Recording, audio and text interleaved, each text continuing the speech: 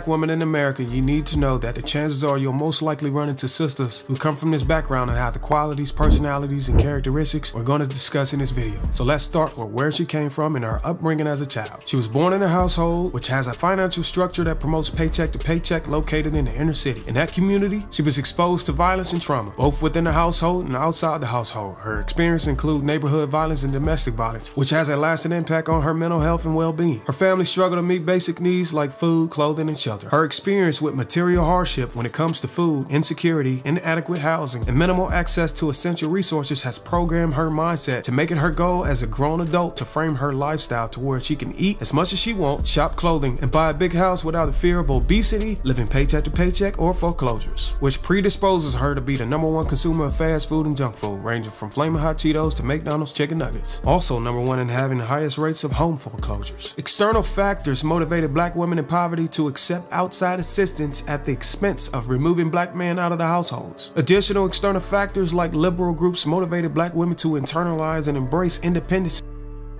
That just doesn't seem possible.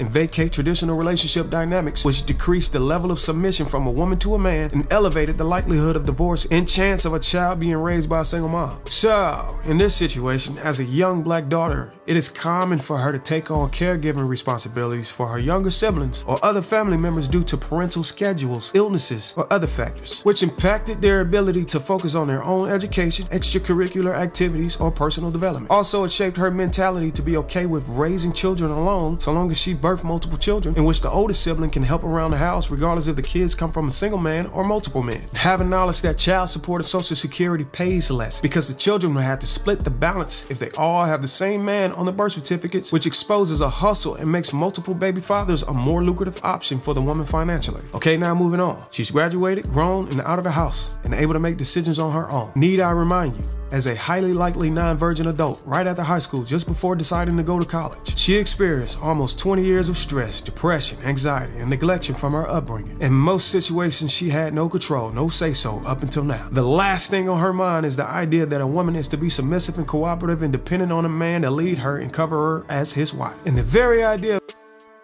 something's not right about this. This triggers post-traumatic stress, which makes pursuing undergrad and independent lifestyle the only option she can mentally digest. Unfortunately, none of her friends attempt to correct her tainted memory of her mother speaking negatively about her father in efforts to change how she pictures black men, because they also come from similar upbringing and also have not considered therapeutic rehabilitation or reaching out to their fathers. Okay, moving on. Now we know at this time, in between 18 and 21 years of age, any man who vests her and date her for commitment knows she will be most impressionable at this age. But because her unwillingness to seek help and surround herself by a circle of women who are successfully maintaining a relationship, her interest and focus are on building and working on herself, in which most women call single by choice. I don't know. That seems a little suspect. So, anything that doesn't point toward individuality is dismissed.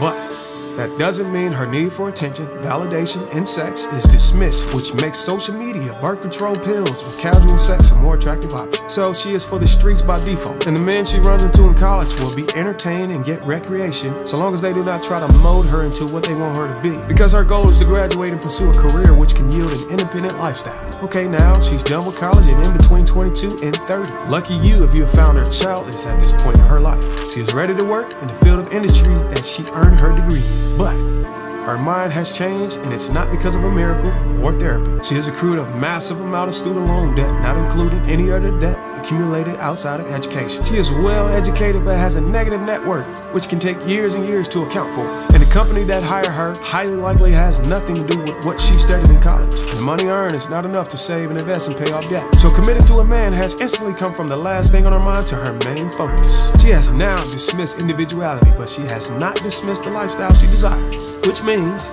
any man she entertains will have to earn as much as she does or more. Now, if you are the man that earns as much as she does, she'll want separate accounts up until she gets pregnant, equal say and control on how the relationship flows, sex will be a chore, submission will be conditional, girls' night, girls' trips, shopping sprees, and if she is not happy, you will be dismissed. What?